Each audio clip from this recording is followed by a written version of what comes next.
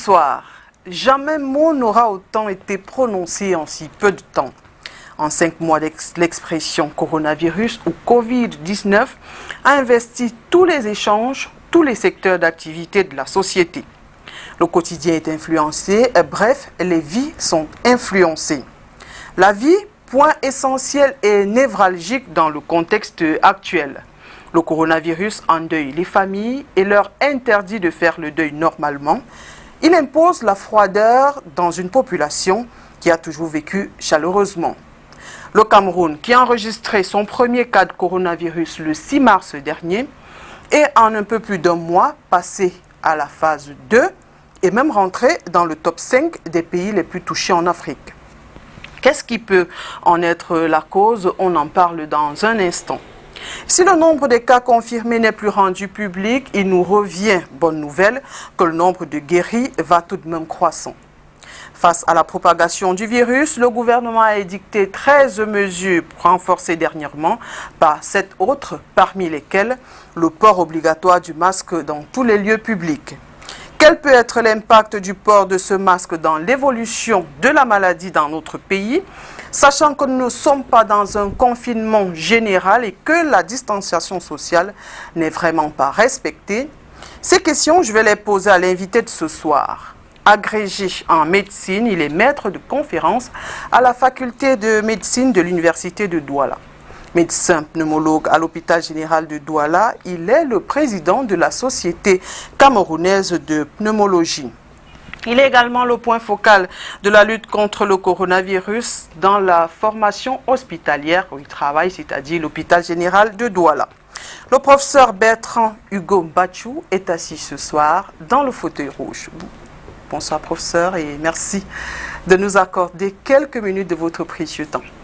Bonsoir Madame Donquin et je vous remercie pour l'invitation et je profite aussi pour saluer l'ensemble des téléspectateurs de la chaîne télévision STV. Je disais il y a un instant, vous êtes point focal de la lutte contre le coronavirus à l'hôpital général de Douala. J'aimerais comprendre, en tant que point focal, est-ce qu'il y a des critères de choix? Si oui, sont lesquels? Alors Madame Donquin, avant de commencer cette émission, je voudrais vous dire d'entrée de jeu la tristesse qui anime l'ensemble du personnel soignant de notre pays. Vous êtes certainement au courant de la disparition de 2 de nos collègues. Donc nous avons perdu 2 médecins, un il y a une dizaine de jours et le deuxième seulement hier. Et pour moi particulièrement, c'était des amis proches.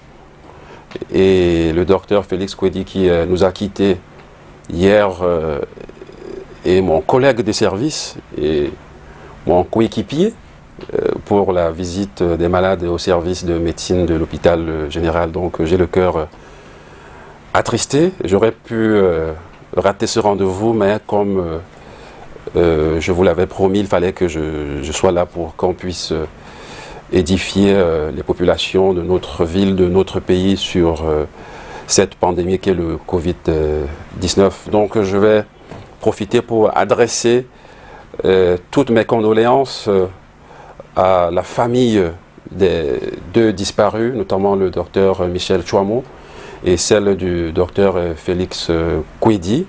Je vais adresser ces condoléances à la famille de la santé de l'ensemble de la République du Cameroun et je vais adresser particulièrement pour ce qui est du docteur Kwedi toutes les condoléances à l'ensemble du personnel de l'hôpital général de Douala. Toute notre sympathie également à vous. Merci.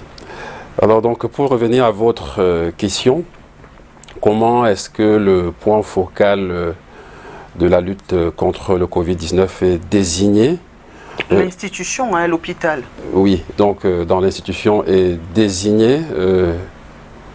Peut-être que si le directeur général de l'hôpital général était là, donc je pense que ce serait la meilleure personne pour pouvoir donner une solution à cette question. Mais en tant que médecin, en tant que praticien à l'hôpital, j'imagine que le point focal doit être quelqu'un qui a une certaine maîtrise de la maladie dont on parle Donc, moi, je suis spécialiste de maladies respiratoires et le coronavirus est un germe qui affecte particulièrement l'appareil respiratoire.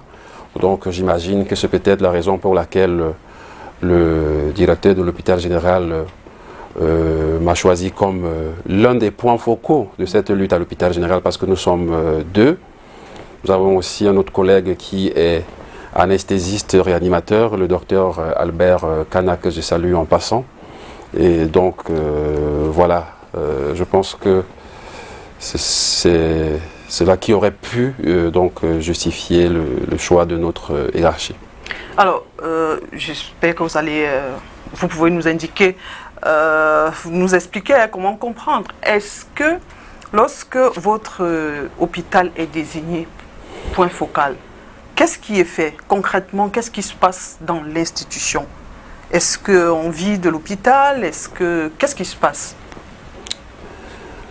Alors, je ne suis pas sûr d'avoir bien perçu votre question. Lorsque l'hôpital général de Douala est désigné, c'est un point focal de lutte contre le coronavirus. Est-ce qu'on vide les autres services? Est-ce que les autres malades restent dedans? Sinon, qu'est-ce qui change concrètement dans l'institution? Alors oui, peut-être je veux un peu repréciser votre question, c'est-à-dire quand un hôpital, de façon générale, est désigné comme centre de prise en charge du Covid-19, comment l'hôpital se comporte. Oui. Donc je pense que pour que nous comprenions tous voilà, votre question. Alors donc quand un hôpital est désigné comme centre de prise en charge, il y a évidemment un ensemble de choses qui doivent se mettre en place, une organisation qui doit se mettre en place pour pouvoir prendre en charge de façon efficace les patients souffrant de cette maladie. Et pour ce qui est de l'ensemble des hôpitaux au Cameroun qui ont été désignés comme centre de prise en charge, ces hôpitaux, pour la plupart, je pense que je n'oublie pas, n'ont pas été vidés de leurs malades habituels. Donc, c'est-à-dire dans un hôpital, il y a plusieurs services, il y a des malades que le Covid a trouvé à l'hôpital hospitalisé. Et donc, ce qui s'est passé, c'est que dans ces centres de prise en charge, il s'est mis rapidement un plan de riposte, un dispositif anti-Covid au niveau de l'hôpital. Pourquoi? Pour éviter la propagation du coronavirus au sein de l'hôpital. Pour éviter ou pour limiter au maximum l'infection du personnel soignant. Donc, dans l'ensemble des hôpitaux qui ont été désignés comme centre de prise en charge, il s'est mis en place un circuit du malade, un système de tri, souvent à la porte d'entrée de l'hôpital. Si vous visitez l'hôpital général que je connais mieux, vous allez voir que l'accès à l'hôpital général depuis quelques semaines n'est pas facile, c'est pas comme habituellement. Parce qu'il existe un dispositif qui permet de savoir dès l'entrée si tel ou tel patient a des symptômes du coronavirus. Si ce patient a les symptômes du coronavirus, on va le mettre dans un circuit qui est différent de celui d'un patient qui vient à l'hôpital pour d'autres problèmes de santé. Donc je pense que c'est ce dispositif qui est mis en place dans l'ensemble des centres de prise en charge. Il y a beaucoup d'autres choses, notamment la sensibilisation du personnel par rapport à cette maladie, la sensibilisation du personnel qui rentre à l'hôpital, qui va constater qu'il y a un fonctionnement autre, un dispositif autre, peut-être des ports de masque, du matériel de protection qui peut impressionner le malade.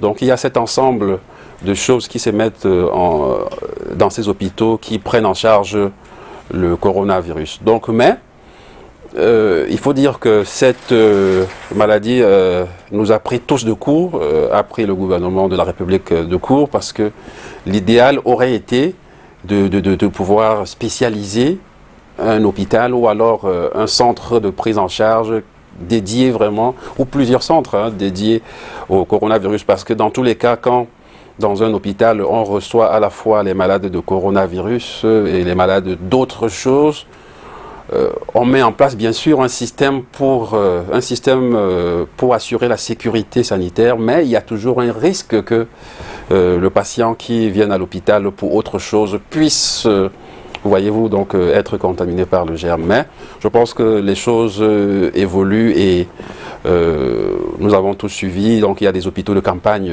et des centres de prise en charge qui ont été créés, notamment le stade Mbappé-Lépée à l'hôpital dans la ville de Douala, le stade militaire à Yaoundé, donc qui vont s'occuper uniquement du coronavirus. Bon, peut-être on va revenir sur cet aspect-là. Et puisqu'on parle de l'hôpital général, moi j'aimerais comprendre, est-ce que dans les centres de prise en charge, quel est son rôle dans la ville de Douala? Je m'explique un peu. Est-ce que dans les différents centres, est-ce qu'il y a des hôpitaux pour les tests? Est-ce qu'il y a pour des cas graves? Est-ce qu'il y a pour des cas symptomatiques? Quel est le rôle principalement de l'hôpital général dans cette lutte? Alors, donc, je pense que vous aurez l'occasion d'inviter les responsables désignés pour la prise en charge du coronavirus dans la ville de Douala et dans la région. Mais en tant qu'acteur de cette lutte contre le coronavirus, il faut dire qu'il y a des hôpitaux comme l'hôpital Akintini qui a été le principal centre de prise en charge désigné d'entrée de jeu qui dispose maintenant presque d'une centaine de lits pour recevoir ces patients. Et parmi ces lits, il y en a quelques-uns qui reçoivent des patients qui doivent bénéficier de l'oxygénothérapie. Et c'est la même chose à l'hôpital général. Donc nous avons des lits pour des patients qui doivent recevoir de l'oxygénothérapie. Si je prends le troisième grand hôpital de la ville, c'est l'hôpital gynéco-pédiatrique de Yassa, qui aussi a des lits pour la prise en charge des patients qui sont graves, notamment quand il faut les ventiler, installer des appareils de ventilation artificielle, des respirateurs. Donc ils sont équipés pour cela. Donc je pense qu'en fonction de la gravité de la situation du malade, il peut se retrouver plutôt à l'hôpital Lakintini qui dispose de beaucoup de lits, de plusieurs lits pour des patients qui ont des symptômes modérés. Par contre, voilà, des patients qui seront en mauvais état, en un état qui est plus dégradé, pourront se retrouver à l'hôpital de Yassa ou à l'hôpital général de Douala. Alors, est-ce que ça veut dire que pour l'instant, si je comprends bien, hein, l'hôpital général ne peut pas, qui est situé dans l'arrondissement de Douala 5e, ne peut pas accueillir tout le flux de malades de cet arrondissement-là uniquement? Ah oui, évidemment. Donc, je pense que le gros souci avec cette maladie, c'est la saturation des hôpitaux. Donc, parce que les hôpitaux, que ce soit l'hôpital général, l'hôpital Akintini, l'hôpital gynéco-pédiatrique et obstétrique de Yassa, n'ont pas des capacités en termes d'accueil pour recevoir l'ensemble des patients qui souffrent de coronavirus dans la ville de Douala. Et je pense que ceci peut se transposer à Yaoundé, où donc on a dû ouvrir un hôpital, créer un hôpital de campagne qui va avoir plusieurs lits et pourra donc permettre donc à tous ces patients nécessitant une prise en charge en milieu hospitalier d'être logés dans un lit. Donc, mais à l'état actuel des choses dans la ville de Douala, donc ces trois principaux centres de prise en charge sont saturés, ils sont à saturation. Alors j'ai oublié un autre centre de prise en charge de mon ami le docteur Tengan, Bruno, qui participe activement à la prise en charge de ces patients. Il a aussi quelques lits dans son centre et il participe donc à la prise en charge de ces malades. Donc, et le constat depuis quelques jours, c'est la saturation de ces hôpitaux, de ces lits. Donc, d'où la nécessité d'avoir d'autres lits, donc, que j'espère vont s'installer rapidement au stade Mbappé-Lépée et à la résidence, aux résidences, Aux logements sociaux. aux logements sociaux de Yassa. Donc ils permettront d'accueillir ces patients qui seront en milieu hospitalier et non à la maison par exemple, ou alors et non en train de circuler dans des hôpitaux qui n'ont parfois pas tout ce dispositif de circuit de malades, de sécurité pour isoler les patients dans un secteur particulier. Justement, je voulais savoir, quand vous parlez de saturation, c'est les malades du Covid qui saturent ou c'est tous les malades? Alors, il faut savoir qu'avant le Covid, il y a d'autres maladies. Donc, et je ne pense pas que la fréquence des autres maladies a changé. Et donc, on est en plein Covid et les malades affluent dans des hôpitaux.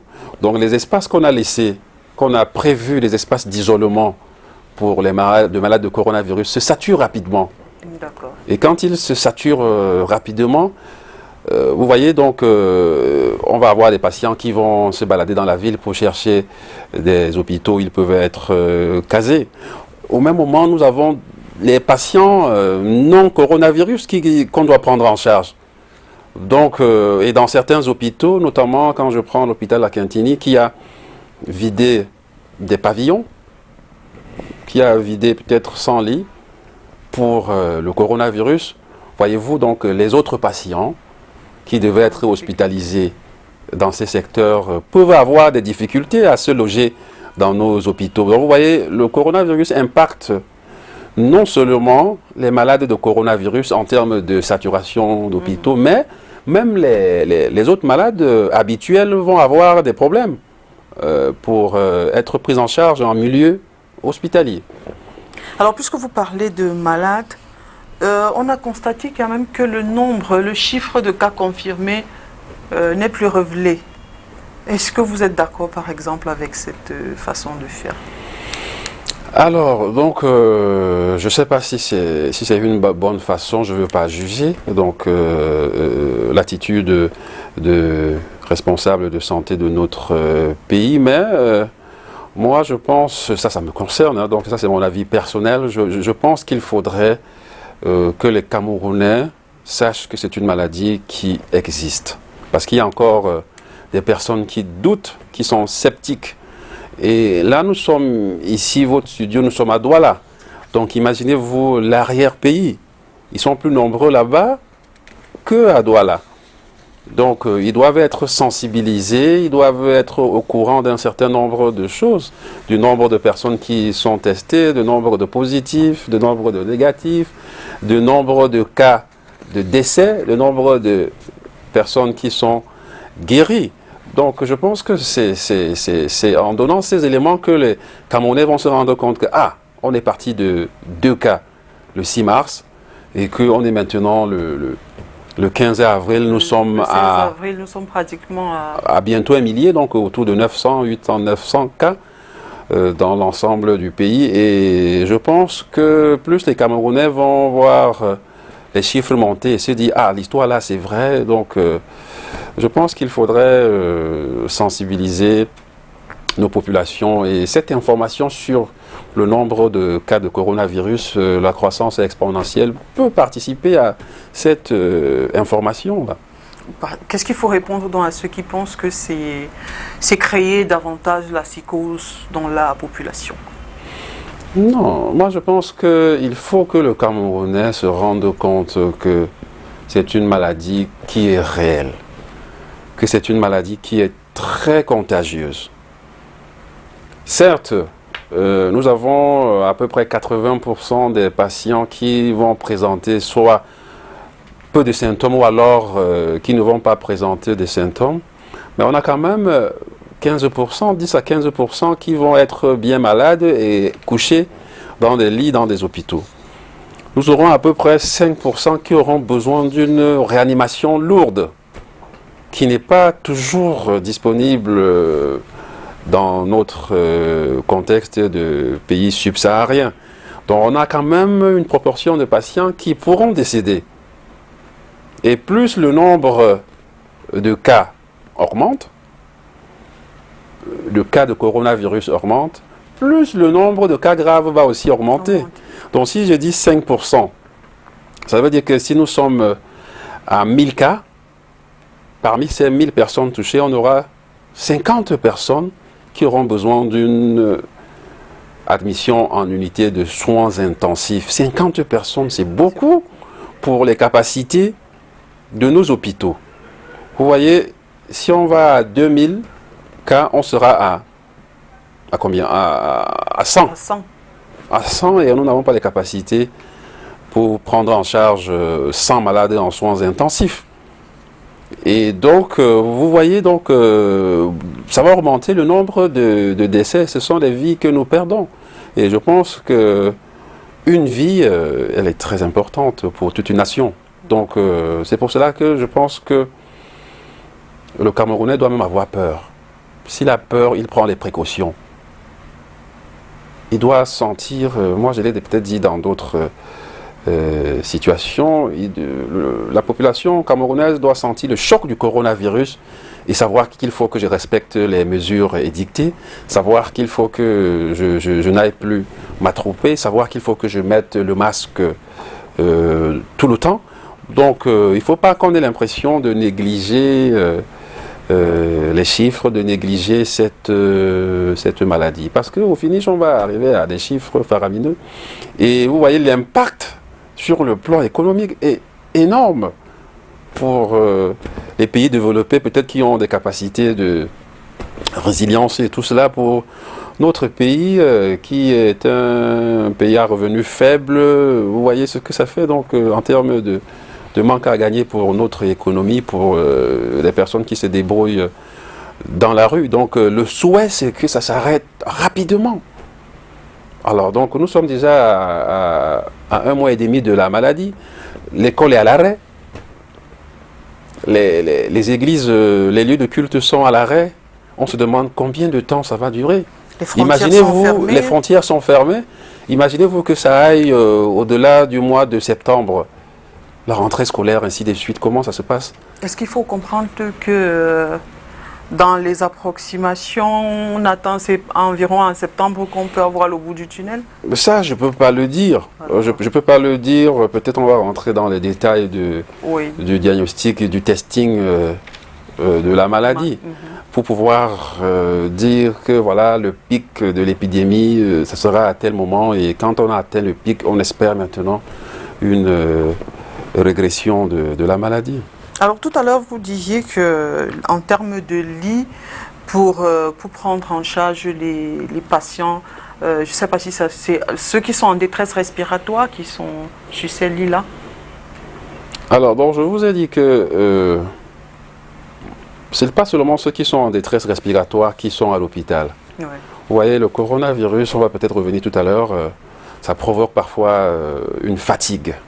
Tant qu'un patient qui est très fatigué ne va pas se confiner à la maison et prendre ses médicaments.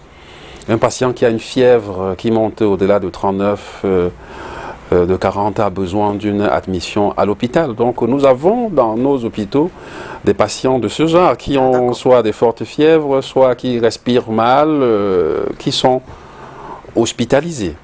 Alors en dehors des lits qui ne sont pas suffisants, est-ce que les autres moyens de protection, c'est-à-dire les gants, les combinaisons, les gels, est-ce qu'il y en a suffisamment quand même déjà chez vous et de façon générale dans la région, dans la ville de Douala par exemple? Alors non. Je pense que dans tous les hôpitaux du Cameroun, actuellement, il se pose le problème de disponibilité de ce matériel de protection. Donc, et en fonction de la catégorie d'hôpital, certains disposent peut-être d'un peu de moyens pour pouvoir mettre à disposition du personnel ces moyens de protection. D'autres n'en disposent pas. Et donc, je pense que du matériel est arrivé au ministère de la Santé. On avait vu des avions venir de l'Éthiopie, je crois, et la distribution du matériel est en train de se faire, je pense, donc depuis le ministère de la Santé publique, mais il faut absolument qu'il ne se pose pas ce problème de matériel dans des hôpitaux.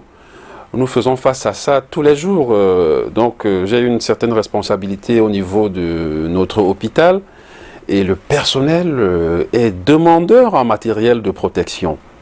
Il est demandeur, ce qui est tout à fait légitime. Donc quand on voit la vitesse avec laquelle cette maladie se propage, il faut que le personnel qui s'occupe de la prise en charge de ces malades soit rassuré.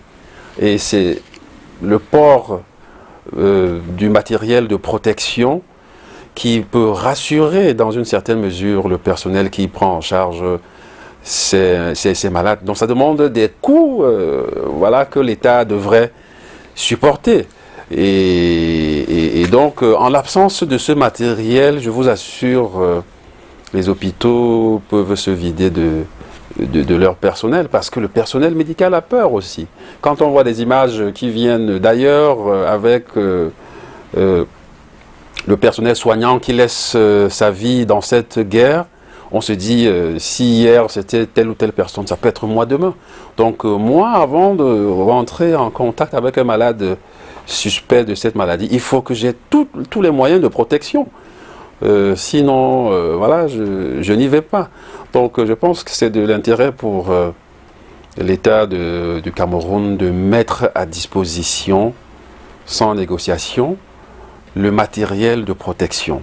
Parce que, je veux vous donner quelques exemples, donc dans l'ensemble des formations sanitaires du Cameroun qui prennent en charge ces patients ou qui ne les prennent pas en charge, ces patients, je veux le dire, juste une petite parenthèse, parce que ces patients se retrouvent dans d'autres hôpitaux, sans qu'on ne sache que c'est cela. Donc nous recevons des patients qui ont fait le tour de 3-4 hôpitaux, des cliniques, des centres de santé, des hôpitaux d'arrondissement.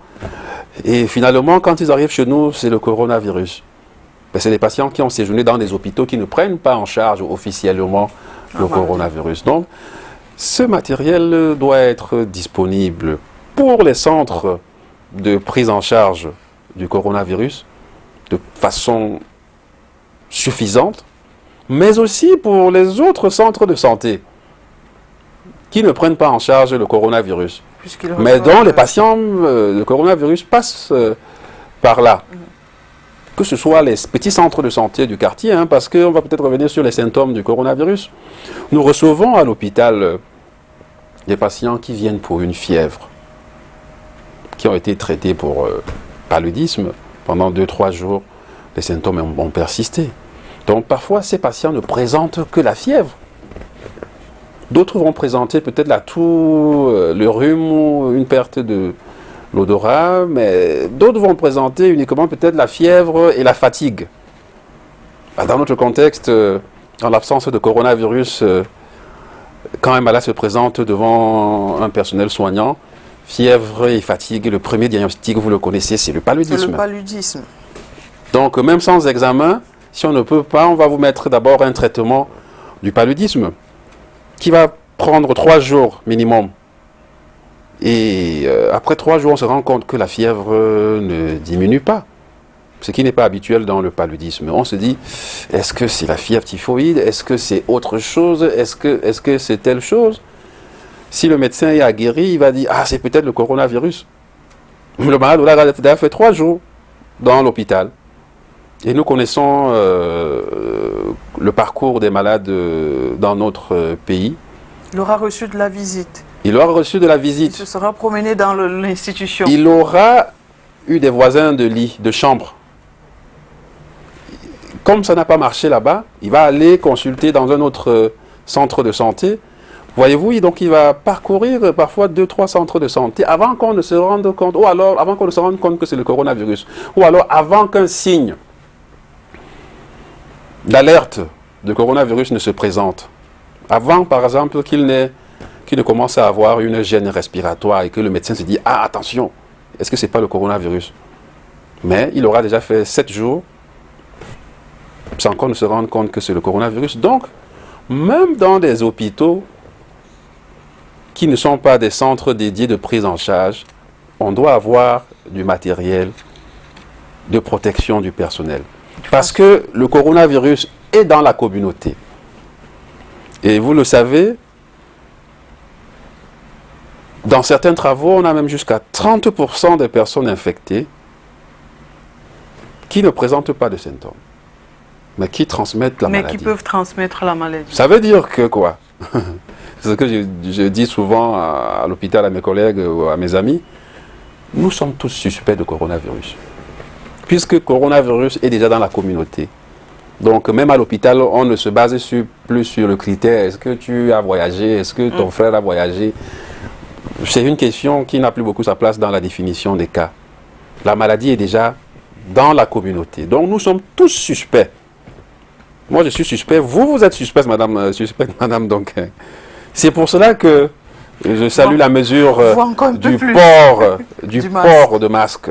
C'est une mesure qui doit être respectée et qui a montré son efficacité dans certains pays en Asie. Mais puisque vous parlez de masque, est-ce que vous avez un peu observé dans la ville de Douala, par exemple, est-ce que vous pensez que cette mesure aura l'effet escompté lorsqu'on voit des gens qui mettent le masque sous le nez, sur le cou, ou qui l'accrochent sur une oreille, ou qui disent qu'il fait chaud, ça gêne, ou qui disent que, bon, moi étant asthmatique, j'arrive pas à respirer. Est-ce que vous pensez que pour la ville de Douala, en voyant nos comportements, on pourra avoir les résultats escomptés? Je pense qu'il faut continuer la sensibilisation dans ce sens-là. Le coronavirus, vous voyez, je pense que ça a été dit chaque jour. Hein. Cette guerre ne se gagne pas dans les hôpitaux. Cette guerre contre le coronavirus, c'est la prévention. C'est la prévention qui va permettre de barrer la route au coronavirus. Donc, il ne faut pas s'arrêter pour ce qui est de la sensibilisation du personnel. Je pense qu'il faut marteler, vous les médias, il faut marteler matin, midi et soir. Ça doit être fait pour que, même de façon inconsciente, qu'on se rende compte qu'il y a un coronavirus. Ça doit être martelé. Je prends un exemple. Parfois, quand une musique est en train de chanter, vous chantez aussi, vous l'accompagnez. Pourtant, vous n'êtes jamais resté là pour apprendre cette musique.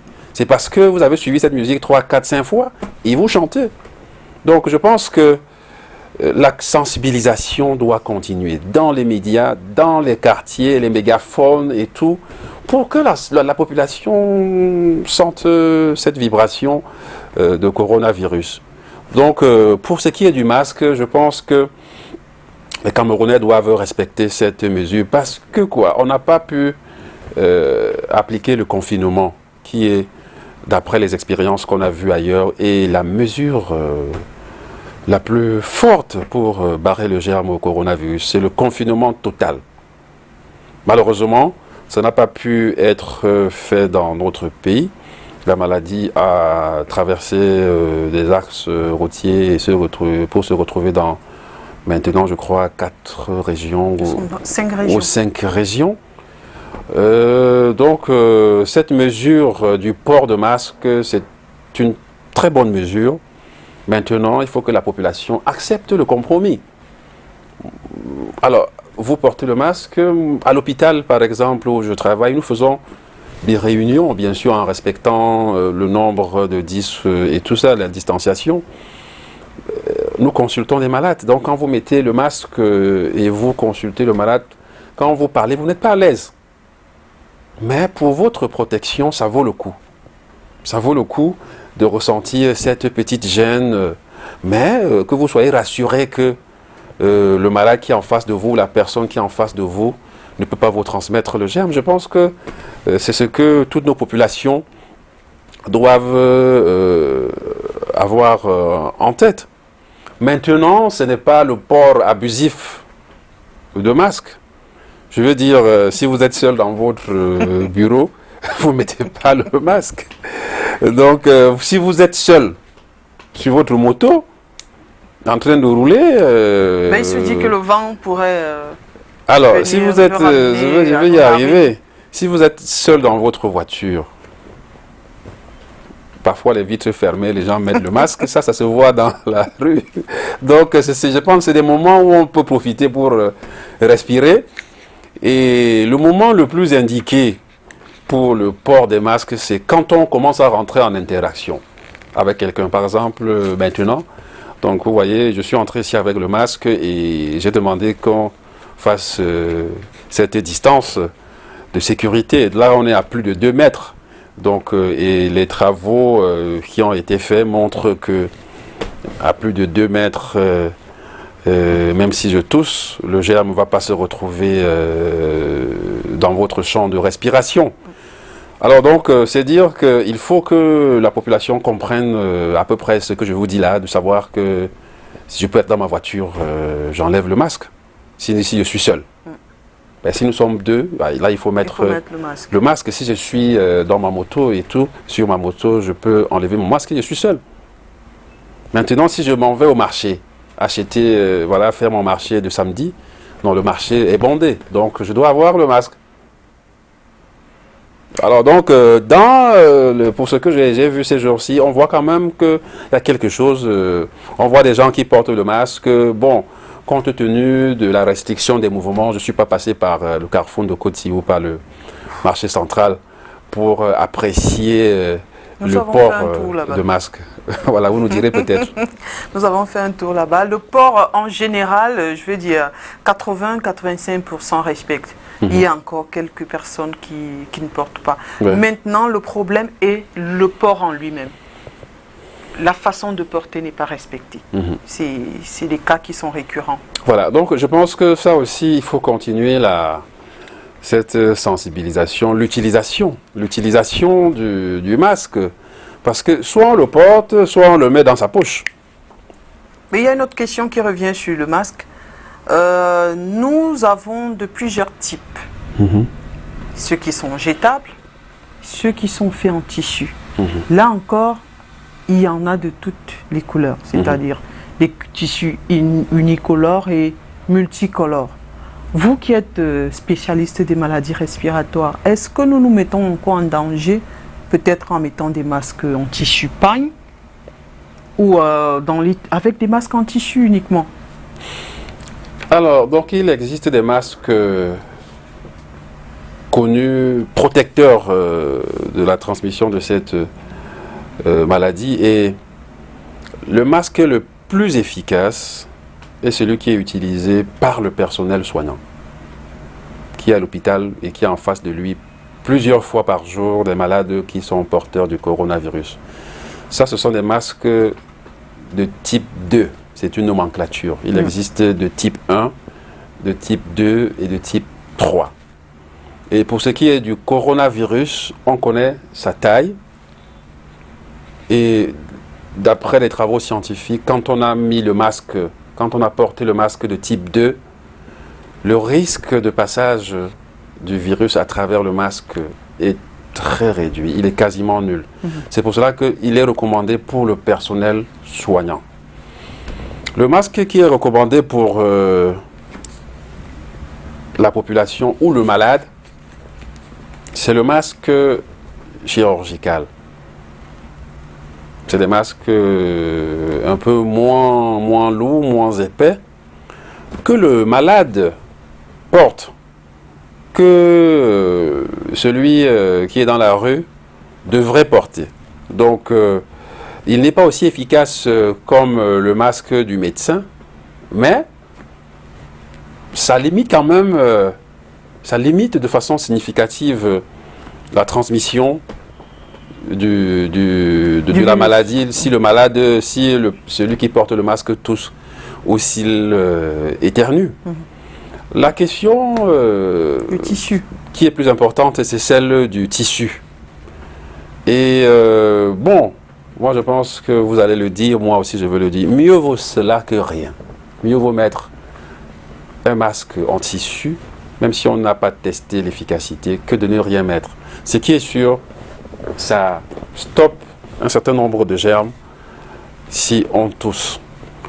Je pense que, il me semble que il a été recommandé à la société SICAM de fabriquer des masques. Je pense que je dois avoir subi une information de ce genre. Et étant une société voilà, bien structurée, c'est une industrie, pourrait fabriquer des masques et même tester l'efficacité de ces masques. Ça peut se faire en industrie, ça peut se faire.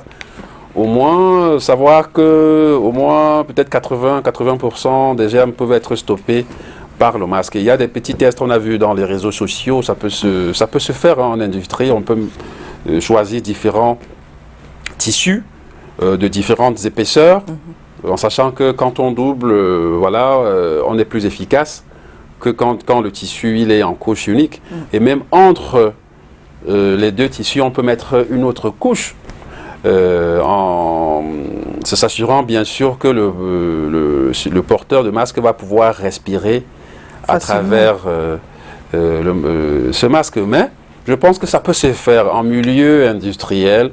On peut appeler des experts en qualité de l'air, ainsi de suite, pour pouvoir s'assurer d'une certaine efficacité du masque en tissu. Ben, les tissus multicolores, est-ce que là on a des risques?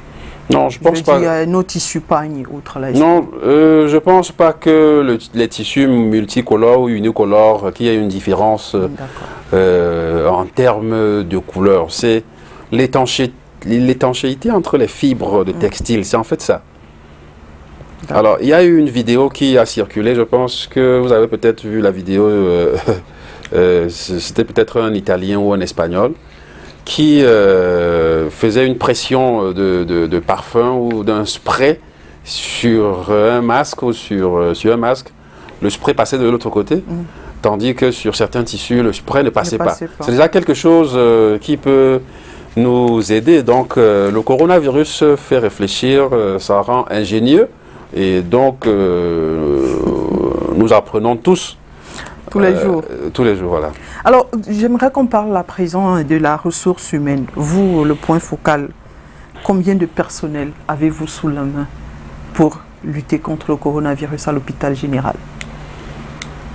Alors, combien de personnel? Il faut dire que le coronavirus vient trouver un effectif qui est déjà là, donc de l'hôpital général, et c'est la même situation dans l'ensemble des hôpitaux. Et le coronavirus est venu faire créer un nouveau service. C'est ce qui se passe dans mon hôpital. Donc on a créé un nouveau service d'une quinzaine de lits. Donc on est obligé de redistribuer le personnel, de réaffecter du personnel qui va partir d'un service pour le nouveau service. Et rassurez-vous, les malades de coronavirus demandent plus. Cette maladie demande plus en termes de qualité de soins. Donc, ils demandent plus de personnel. Ce sont souvent des malades chez qui les visites sont interdites. Donc, imaginez-vous un malade qui n'est pas autonome, qui est peut-être très fatigué, qui ne peut pas assurer ses soins de base lui-même. Voyez-vous, il faudra que ce soit peut-être deux personnels soignants qui s'occupent de lui. Donc, on a un problème de personnel et je pense que c'est ce qui est fait. La plupart des centres de prise en charge, tous les centres de prise en charge ont exprimé des demandes au ministère de la Santé. Et on avait tous vu l'appel du ministre de la Santé qui demandait au personnel médical, notamment les médecins qui étaient en attente d'intégration, de prendre attache avec les délégations régionales. Et ces médecins sont en train d'être utilisés pour cette prise en charge. Donc, et au-delà de cela, nous avons pas mal de personnel qui est au chômage, de personnel infirmier qui est formé, mais qui est dans la rue parce que pas d'emploi. Je pense que c'est une occasion de faire appel à tous ces professionnels qui viendront dans des hôpitaux, même ne serait-ce que ce temps de coronavirus, pour pouvoir aider à apporter donc, leur expertise pour la prise en charge des malades. C'est ce qui s'est passé dans d'autres pays. On a appelé des médecins à la retraite. C'est ce qui se passe en temps de guerre. Justement, j'allais vous demander ce que vous avez pensé, par exemple, aux retraités. C'est une guerre sanitaire et donc il faut du personnel en plus. On n'a pas fait appel aux retraités Parce que je pense qu'on a beaucoup de personnel de santé au chômage. D'accord. Donc, et c'est une maladie, le coronavirus aime particulièrement les personnes âgées. Donc je pense que ce serait risqué de demander aux personnes de 60 ans et plus de rentrer à l'hôpital pour le coronavirus. Non, je ne pense pas que ça doit être fait. Par contre, on a beaucoup de jeunes, beaucoup de moins de 30 ans qui sont là, qui n'attendent qu'on les appelle et qu'on les motive. Très important. Oui, on est en guerre. On est en guerre et je pense que sans être très demandeur, mais il y a la guerre au Nozo, il y a la guerre de Boko Haram. Là, on est en guerre sanitaire. C'est simplement les munitions et tout cela qui change, le type d'adversaire qui change. Et moi, je pense que... Cet adversaire est plus tenace. Il est tenace. Donc, nous sommes aujourd'hui à plus de 2 millions, je crois, de personnes touchées dans le monde entier en l'espace de 3 mois. Moi, je pense que l'État du Cameroun doit mettre à disposition les moyens qu'il faut. Les moyens qu'il faut pour que nous, qui sommes au front, nous voyons ces malades tous les jours, plusieurs fois par jour, que nous soyons rassurés, que nous soyons motivés. Donc, on doit avoir le matériel de protection, on doit être motivé. Est-ce que votre personnel, selon vous, lorsque vous les regardez, est-ce que vous les sentez motivés? Est-ce qu'ils sont affectés? Qu'est-ce que vous faites pour ceux-là? Ceux qui sont au front, comme vous êtes le responsable, je parle des autres. Vous êtes tenu d'être motivé. Oui, alors donc, nous sommes au front. Et quand le coronavirus est arrivé, c'est d'abord la peur. Même le personnel médical a peur d'être infecté, a peur de mourir. C'est légitime, nous sommes des êtres humains. Donc la première réaction, c'est une réaction de peur, d'angoisse, d'anxiété. Quand on voit ce qui se passe ailleurs, on se dit, mais attends, donc ça peut me toucher aussi, ainsi de suite. Donc c'est ce qui a gagné le corps médical, le corps soignant, comme l'ensemble de la population. Maintenant, après quelques semaines, on commence à s'y habituer, on commence à évacuer cette peur. Et dans les hôpitaux où nous sommes, ce qui est mis en place dans l'ensemble de ces hôpitaux, c'est des cellules d'écoute et de prise en charge psychologique. Avant ça, l'équipe dirigeante et les responsables de service, on leur a demandé de motiver leurs troupes. Parce que dans chaque équipe, dans chaque service, il y a des responsables de service. Donc, nous leur avons dit de continuer à sensibiliser leur personnel, de les motiver, de leur faire savoir qu'on ne peut pas déserter les hôpitaux, comment la population fera.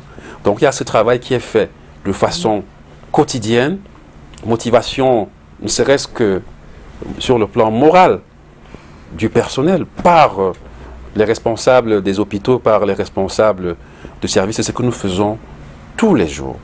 Parce que nous sommes à l'hôpital, parfois on voit des malades qui décèdent, parfois c'est un collègue qui décède, vous voyez, le moral peut être bien affecté, donc on a besoin du soutien tous les jours. Et on se soutient entre nous mutuellement. On a aussi le soutien des familles. Donc, si vous avez votre frère qui est à l'hôpital, c'est sûr que vous lui dites attention, fais attention, voilà, vraiment, on prie pour toi, vraiment, sois fort. Ainsi, ce sont des messages qu'on reçoit tous les jours. Les familles sont inquiètes parce que on est au front, on se dit si le docteur là est décédé, est-ce que ça peut pas être toi demain? Donc, on a besoin de ce soutien-là, de la population, des familles, du corps médical. Et dans ces hôpitaux, donc, on a des cellules psychologiques parce que dans ces 3 centres, nous avons des psychologues et ils échangent même entre eux dans les différents hôpitaux pour savoir comment gérer cette crise. Et ils font donc des tours, ils reçoivent le personnel pour des entretiens de groupe ou des entretiens individuels où le personnel exprime ce qu'il ressent. devant cette situation, ils expriment la peur, l'angoisse. Ils parfois expriment le manque de matériel, ainsi de suite, qui les fait peur. Et donc le psychologue, c'est son rôle. Il essaye par les moyens qu'il connaît bien d'aider le soignant à dissiper cette angoisse-là. Donc, et ça se fait de façon continue, de façon régulière, pour le personnel soignant, mais aussi pour les malades. Parce que les malades, que ce soit les malades du coronavirus ou le personnel médical qui est tombé malade. Et voyez-vous, quand un personnel de santé a un petit mal, il pense toujours à la chose la plus grave. Hein. Quand il a un mal de tête, il se dit, est-ce que ce n'est pas un cancer? S'il a telle chose, il se dit, est-ce que ce n'est pas telle chose? Quand il a le coronavirus, il se dit, alors, est-ce que je ne vais pas rentrer dans cette histoire de difficultés respiratoires et me retrouver en réanimation? Il y a cette angoisse-là. Et donc, on a besoin des psychologues qui nous soutiennent, donc de façon régulière, par des entretiens de groupe, par des entretiens individuels, et ça nous permet d'évacuer ce stress, ça nous motive de continuer cette lutte. Est-ce que vous, avec la perte de vos collègues de cette maladie, est-ce que vous avez fait comme, j'ai failli dire une introspection, est-ce que vous avez regardé qu'est-ce qui n'a pas marché pour renforcer, je dirais, je suppose qu'il y a des mesures déjà pour vous protéger, vous le personnel. Est-ce que après le décès de ces personnels-là, vous vous êtes dit, qu'est-ce qui n'a pas marché? Est-ce qu'il ne faut pas refaire le check-up des mesures préventives? Tout à fait. Donc, même en l'absence de coronavirus, dans ces hôpitaux et dans mon hôpital que je connais bien, donc quand on a des décès, on fait des petits staffs. On se demande qu'est-ce qui n'a pas... Ça, c'est en l'absence de coronavirus. Hein. Ouais. Donc, quand on a des décès, on se demande qu'est-ce qui n'a pas marché dans le système. On se pose des questions, on présente le cas et on voit à quel niveau il y a eu un problème. Ça, c'est en interne.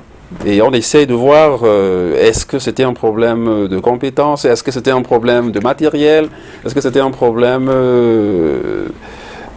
de ci ou de ça. Donc on arrive souvent à chaque décès de voir que non, la cause ou les facteurs ayant été à l'origine du décès sont multiples. Ça peut être le fait du personnel, ça peut être le fait du malade qui arrive à l'hôpital tard, ça peut être le fait du plateau technique, ainsi de suite. Donc, c'est fait pour coronavirus. Et encore plus donc pour nos collègues qui décèdent. Et je peux vous assurer donc que après ces deux décès que je connais bien parce qu'ils sont passés devant moi, donc on a pu se voir quels étaient les facteurs qui ont pu contribuer au décès. Donc, et je rappelle, ça peut être des facteurs liés aux malades, ça peut être des facteurs liés aux infrastructures, ça peut être des facteurs liés au fonctionnement. Alors ça, ce sont des choses internes aux hôpitaux. Et donc, il y a des facteurs qu'on peut résoudre rapidement, des facteurs qui peuvent demander l'intervention d'une hiérarchie plus haute. Donc, on tire toujours des leçons et on met en place un ensemble de mesures pour éviter que la situation se répète. Alors, est-ce que le personnel qui est désigné pour la cause peut refuser? Je m'explique. Vous qui êtes point focal, vous allez dans votre service, peut-être avant d'y arriver, est-ce qu'il y a des spécialités qui sont requises pour la lutte contre le coronavirus, où on prend tout personnel? Alors, il faut quand même dire que c'est une maladie qui touche un certain nombre de systèmes ou d'organes. Voilà. Et il y a des personnes qui sont au front. Vous voyez, c'est comme quand on va en guerre. Il y a des personnes qui sont sur la première ligne de front, qui sont face à l'adversaire. Il y en a qui sont en deuxième ligne, qui sont en troisième ligne, qui sont dans des bureaux, il y a des stratèges, ainsi de suite. Donc, pour ce qui est du coronavirus, les personnes qui s'occupent des maladies respiratoires, ils sont en première ligne. Des personnes qui s'occupent des maladies de l'appareil respiratoire supérieur, c'est-à-dire les otorhinolaryngologues, les ORL, ils sont en première ligne. Parce que le malade va venir parce qu'il a un rhume, parce qu'il ne sent pas une odeur, parce qu'il a mal à la gorge. Il est en première ligne. Les personnes ou le corps soignant qui s'occupe des urgences est en première ligne. Parce que quand le malade arrive à l'hôpital, souvent, ce n'est pas les urgences. Donc, les urgences, ils sont en première ligne.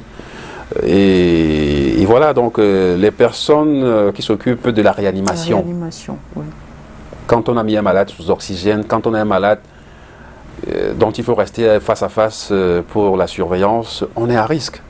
Donc, ces personnes sont sur la première ligne de front. Maintenant, les autres services sont moins exposés. Voilà, donc c'est comme ça que je peux grader les risques pour ce qui est du personnel de l'hôpital. Mais même le personnel qui est administratif à l'hôpital, il est à sa ligne de front. Parce qu'il reçoit des personnes, il reçoit des personnes qui viennent payer des factures, qui viennent pour des réclamations, qui viennent pour des certificats médicaux, des choses comme ça. Donc, nous sommes tous au front, chacun à son degré. À son niveau. Alors, je reviens sur ma question. Est-ce que le personnel est obligé? C'est-à-dire, vous, docteur, vous dites, docteur Donkin, par exemple, vous serez au service de la lutte contre le Covid. Est-ce que je peux dire non, je ne suis pas prête? Non, non, nous avons l'obligation. Nous avons malheureusement l'obligation. Parce que pour le médecin, il a le serment d'Hippocrate. Quand il prête serment, après 7 ans d'études, le serment dit qu'il doit s'occuper de la santé de tout le monde, sans tenir compte de la religion, de l'appartenance à telle ou telle chose. Quelle que soit la situation, il a prêté le serment. Les infirmiers ont prêté leur serment. Les pharmaciens